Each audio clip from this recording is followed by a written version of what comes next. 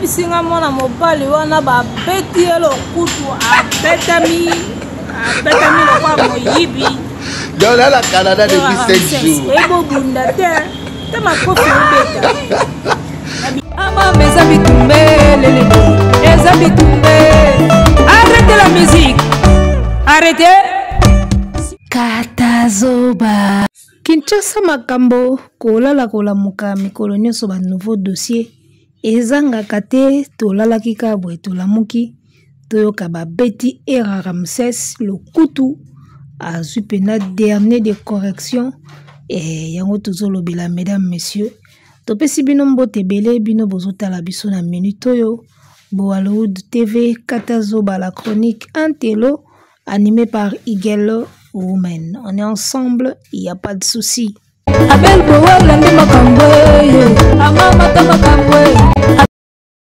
Alors, makambo ndenge eza kokende eza vraiment kokende kitoko mingi te tozali komona lelo babeti era na poto tomoni vidéo biso nyonso j'espère que mututu oyo azalaka branché na YouTube amoni déjà vidéo ndenge etamboli.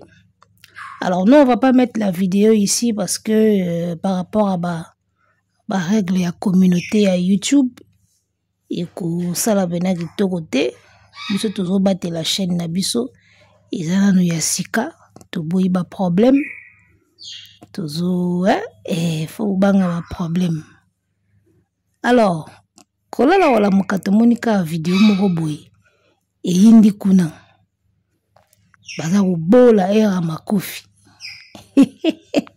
Ebi bala munoko betsa masoko fimbu o na kini periode moko na kini baza koloba munoko Gillette makolo matembele munoko Gillette makolo matembele c'est-à-dire la plupart batu baka munoko baka makasi te soko moni mona mbali ondenga lobaka na ba réseaux sociaux soka zoloba na ba live azwi munoko wana nyosa chango abwe munoko wana munene apanze ngoka abonde kaleso okansondira zaka makasi melelo na mambo bitumba omoni penaki na bitumba ozate oza muta bitumba te muninga mbala azonika o makofi yo zozongisa ba makofi ndenge mbata ta mo likofi era azobeta bosala kata ba sport te donc Pourtant, bokendaka ya ba staff, ya kolia, ya kolata, ya ba chéri. Ata mo sport ezate likofi yana bino zo beta bena era. Wana likofi mo mbala ko beta. Ona beti ngana oki era zolo bazo expliquer bakali kuna na live moko. Ona beti po lekingaka na munene na beti obeti place nini papa. Yo mutu mukongo se komi na se. Moi on bal de na bitumba so basi batie o mukongo na se yeba déjà ki opoli so mukongo la liga na se esili ye muto lali pena mabele boye ba obenda likolo obaluki boye osongi obeta likofi ozoza likofi nde ya bana mike esopi wa era omwe munoko tsaka na réseaux sociaux eza réseaux sociaux esopi o mabe na bilambo lataki na circonstance ya bitumba ebalani te ata muke olati bakete ba rose bilamba ya ba poil soki ndenge nini na ndenge babeti yo donc esopi o mabe esopi o makasi. Alors ngai eloko na kolobaka na makambo oyo moni makambo ya kobetaka bato oyo en tout cas mutu moko te akoki kozala d'accord na violence mutu moko te akoki kozala d'accord na makambo etali violence. En tout cas déjà YouTube ka oyo tosalelaka oyo chaîne YouTube oyo tosalelaka eza na ba règle ya communauté nango omoni eza na ba règle babenga ba règle ya communauté c'est-à-dire que okoki ko publier ba image te oyo eza na ba image obscène ba image ya violence ya bitumba donc na YouTube déjà soki YouTube déjà apekisaka ba image wana ya tout ce qui est makamba bitumba tout ce qui est biloko wana Alors, comprenons déjà que eza eloko moko tokoki ko encourager yango te na société. J'espère que bato nyonso batie vidéo wana ya era na ba chaîne na bango bazui message. Parce que nga nazoki message dès que na kotisi vidéo wana na chaîne na ngai na moni ba moko mail na bangi mbala moko na supprimer yango. Na supprimer vidéo parce que na boyi nazo problème na chaîne déjà naza na problème na chaîne ya Tangawisi. To boyi toza susu problème na chaîne donc na moni ka mail mbala moko na supprimer na ngango. Alors bato tout batie vidéo ya era la ba chaîne na bango, j'espère que bazui ba message oyo YouTube azoye bisa bango ke ba limiter vidéo wana na âge moko boye. De batie vidéo na yo na limite d'âge. Âge moko à partir à 18 ans, âge moko boye ba otala ngote. Ba soumettre na limite d'âge moko boye. C'est ça le message que YouTube a envoyé. Et j'espère que bato tout batie na ba chaîne na bango bazui message wana. Alors nga na boya ki nanga na longoli yango carrément parce que toko mobanga ba makambo ba chaîne. Donc so na tika ki vidéo wana nde héros déjà zo kende peut-être ba 4K ba 5K déjà mais bon.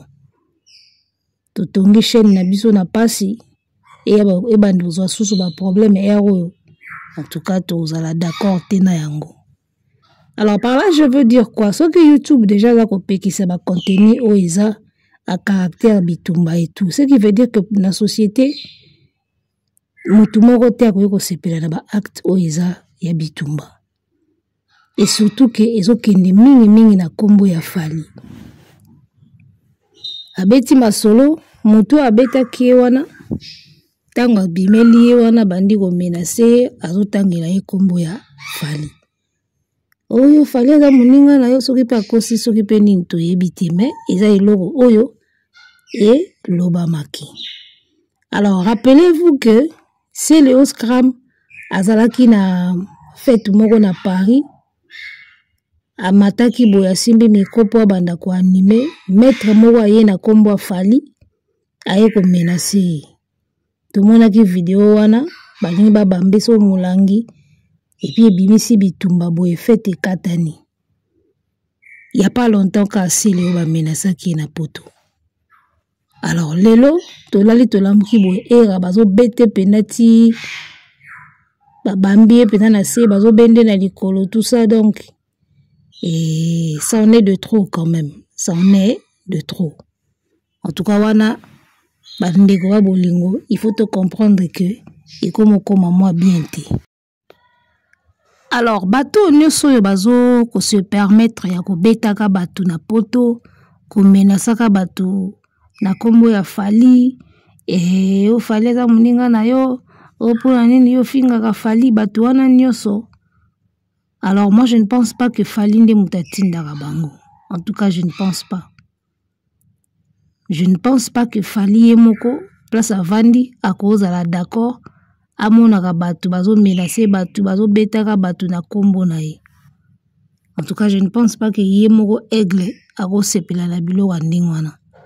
Bango bazo ya na kombo ya aigle, bazo ya na kombo ya Fally, bazo sala ngo peut-être par fanatisme. Bazo sala ngo po balingaka leader na bango. Mais entre-temps, eza ko salir image et artiste. Ezo salir image et artiste.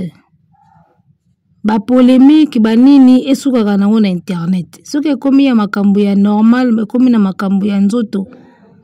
Eria ko koma guerre moko boko déclencher guerre moko boyo e komi penaki ba moni pe bino pe bolobela Fally bato musupe ba komo beta bino. Bolobela Fally, bo critika ba artiste mususu, bato mususu pe ba komi pe ko beta bino. E ko déclencher pe guerre moko ya ndingwana. Et babilo kwa ndengwana ndenge bandaka boye baka mendenge sukaka boye bakate. Vous comprenez? Makamba bitumba ndenge bandaka makamba ba guerre ndenge bandaka banaka ke yena ye basali boye na ye mendenge sukaka banaka te. Oya ko gagner, oya ko pola, oya ko kufa, oya ko toboka lisu, oya ko buka na likolo ndenge bandaka banaka ndenge silaka banate makamba bitumba oyo. Donc, moi je ne trouve pas ça intéressant. po lingaka fali obanda kosimbaka bato na nzoto obanda menasaka bato na nzoto bato wana bana ba famille baza na bandeko baza na ba parents baza na ba famille bref d'accord mutu nsupa kotala kabwe basimbi ndeko nanga ngape funa kendela ngona bandenge moko boye. Donc makambo oyo bozo banda ekobota guerre moya mulai oboko kasuko stopper yango te. Alors c'est le moment déjà, moi je pense que c'est le moment déjà batuba banda ko se calmer. Ça ne sert à rien au menacer mutu na kombo fali polinga fali. Il n'a pas besoin de ça. Pareil pour na artiste mususu. Ça ne sert à rien au ya robeta mutu na kombo ya artiste moko boye. Baza na besoin nango te. Ba na besoin nango te. Ba artiste ba finga na bango kaka. Ba président ba finga na bango kaka. Tozaki na Rais Awati. Ba finga ye balemba nani ya finga ete. Voisin muzuri. Ba président ba finga bango lelo komi tour ya béton. Nani azo finga ete. Nani azo loba na ye makambo te. Omoni. Donc soki bani ko beta batu pona bazolo na ba artiste en tout cas pour déclencher guerre moko peut-être beaucoup ko arrêter en moté. Les artistes n'ont pas besoin de ça. Ba na besoin ba critique pour s'améliorer, pour ba avancer. Et ba na besoin te ba betela bango batu. Soki comme moi trop et comme ko salir image ya artiste.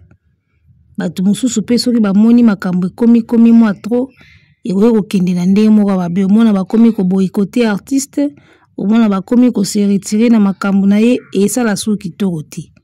Donc quelque part image il faut ezalaka soigner. Image il faut ezalaka soigner. Soko beta era beta e pona ba makambo na bino mususu mais soko yi na kombo ya artiste ozo salir image ya artiste wana. C'est vrai que batuloko ba era bazo mériter correction. Bazo mériter ba corriger bango parce que makamusu ba lobaka na ba live na bango wana mwana mbali mobimba soka fungoli live ko swana na bana basi yawa. Ko swana na bana basi soka sa tie munoko wana munedo nde kaleso aloba pe makati. Ko swana kana bana basi ko loba ka ba sujet nyos. Azo mérité peut-être ba corriger mais na kombo ya ba artiste ndete. Na kombo ya ba artiste te. Ils ont salir image ya artiste. So bozo yebate. Moko ekoleka. Deuxième fois ekoleka. Troisième ekoleka. Mba quatrième, cinquième, sixième. Batu bako silika pe babi bon, c'en est de trop. Logo la pe komi boye. Toko bandu sundo la pe makambo na bino. Et au pesa kitoko te.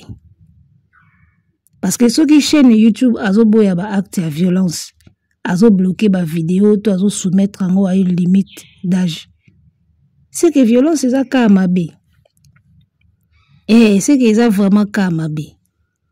Donc batutu batie vidéo ya era na YouTube, bazo soki baza sincère ba yebisa bino ki bazu ba message ya YouTube. Donc biso peto koki jamais ko encourager ba acte wana ya babitumba. Et pour ce comme ko guerre ke biso tutu banda ko beta na tozu muto to beti tozu oya boy to beti ndenge ezalaka kala na ba quartier ba gangi ezalaka na ba quartier ezalaka oyo bana quartier oyo ba kota na quartier oyo te bana quartier wana pe ba kota ko tote oyo to mona eto beta e ba guerre wana ya ba quartier suka mabe. Heureusement lelo ezala asouté lelo koma ba kulu na me ba guerre wana suka mabe ya ba quartier. Donc so ekomi bongo bolukela ba ser ba problème bolukela ba tebele bele ba problème. Et ça kitoko te. Artiste ana bana na epe batambolaka azape na famille na ye batambolaka so ekomi boye et koma vraiment mabe. Et comment nde ba système ezaka na ba film ba cartel boye ba film ba cartel. Et o ezalaka yo saye likambu boye o donc to doser to tika ko beta batu na kombo ya ba artiste. Ça ne sert à rien. Soki bozaka na problème na era po alobaka trop po alobaka mingi na TikTok bobeta ye na compte na bino moko mais koya kotanga kombo ya artiste boye en tout cas c'est pas important et moi je pense que biro lokola si esalaki vidéo ya koloba ke toboyi ba violence toboyi kofinga toboyi ba nini et c'était déjà une bonne chose mais il faut vraiment ba marteler ba beta société pour la bateau ba comme simba bateau na nzoto parce que ezokende bien te ezokende bien te nyonso wana ezokende na image ya artiste omoni parce que lelo oyo soki bato wana baza menacé balobi babanda ko déposer ba plainte na kombo ya mutu moko remarquez que finalité nango kozala bien te avant ba menacaki bakali so bakali a porté plainte na kombo ya mutu etikali ba menacé Seleo so Seleo a porté plainte na kombo ya mutu etikali ba menacé Era soki pe Era a porté plainte na kombo ka ya même mutu ezotikala. Alors on habite soki bazo koma na niveau ya ba plainte ou pas mais soki bato wana baza menacé ba lobby ba koma ko déposer ba plainte na kombo ya artiste vous remarquerez que ero salir parce que bato banda komona quand même que ah muto liboso yaki kaka artiste oya mibale ye na plainte artiste oya misato ye na plainte ka même artiste c'est que artiste ngo aza nani a fonctionner nini c'est que artiste ngo azalaka na groupe moko ba bandi artiste ngo c'est que azalaka tambola na bato bien te vous imaginez un peu donc ça ne va pas vraiment aider Fally donc bato bazo betaka bato na kombo Fally wana eza na wana tina te botika parce que baloba elo moko plainte pour la rater on dit mutu moko aloba elo wana ki plainte pour la rater so bakotisi yango bakotisi ba plainte moi trop na kombo ya artiste ata lelo te peut-être lobby ekokanga ye na kwa moko boye alors ça ne sera pas intéressant so boko corriger ba Era bo corriger ba kona makambo mususu makambo na bino na kombo na yo moko. Moi je pense que le message de Di Badiat a été clair hein.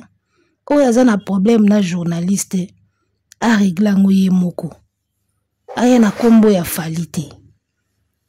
Je pense que cette vidéo là a vraiment été claire. So kanela Era yebise ke Era enga na kanela rayo po olobaka mingi na TikTok beta ye na kombo na yo so bozo beta ka bato na kombo ya Fally. Je pense que yango wana nde Di Badiat alobaki na vidéo wana salaki ezo salir image ya artiste. Nombre ya ba plainte o bato ba kotisa na kombo ya artiste erosunga ete en tout cas parce que justice ya bombela bato makambo bazui lelo ba noter bazui lobi ba noter bazui lobi kuna ba noter si ekoma ka mokolo mo ba osepela no sute bala museli yo ba dossier tout ya kala okomo kamo tala na netel ba betaka bato na kombo na yo tala na nebo ba betaka bato na kombo na yo esa kitoko te so bato wana tout ba betama balobi ba déposer ba plainte en tout cas et kosala kitoko te. Et moi je pense que le bureau de Fally ba koma déjà komona eloko moko ndenge wana ezoya yango basalaki message wana ki botika ko finga botika ko régler ba problème na bino na kombo ya Fally. Le message était clair. Botika ko régler ba compte na bino na bato na kombo ya Fally parce qu'il sentait déjà que ça commence à faire de trop. Obeta mutukuna Fally, osimbi mutu boy Fally. Et moi je pense que artiste ye moko il faut se prononcer na makamba boy parce que yezo salir ndeye. Artiste ye moko il faut à se prononcer ce qui vraiment linga ngote à se prononcer pour makambo esila. Balobaki yango déjà na directeur vidéo wana directeur a Di Badiat asalaki c'était déjà clair mais on dirait bato bazo continuer kaka ko beta bato na kombo bato. Bato bazo continuer kaka ko régler ba compte na bango na kombo ya Fally. On l'avait bien dit que soza na problème na mutu kende yo moko ko régler ngona ye. Bosila na ye en tant que binomi bali. Et non bola ta kombo ya artiste na sima. Makamba oga yango to mona. Oye obeti mutu na kombo ya Fally. Ça va pas.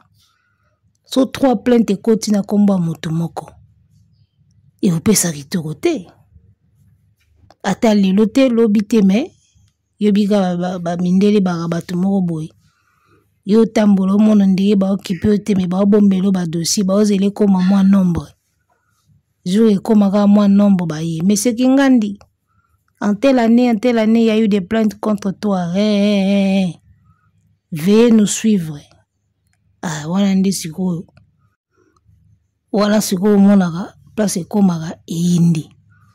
Rappelez-vous de l'histoire de artiste à Bovin et à Kotaka prison. Bazwaka imbala moko te. Ezaka likambo ya bane. Omoni, bazako tikele na temps. Batindelaki ba lettre ayambaka te. Batindelaka ye ba message amonaka te. Batindelaki ba convocation akipaka te. Juba monaka kaka bon, nombre ekoki totindi pe minga zo réagir te.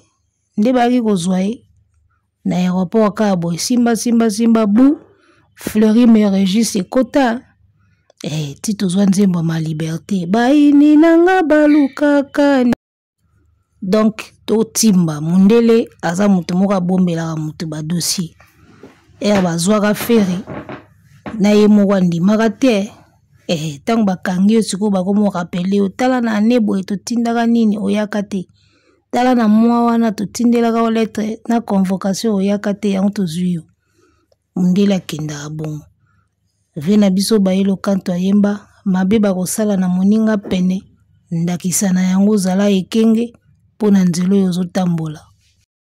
Donc moi je pense que tozwaka mayele tozwaka mayele na likambo ezokomelaka baninga biso mpe tozwaka mayele.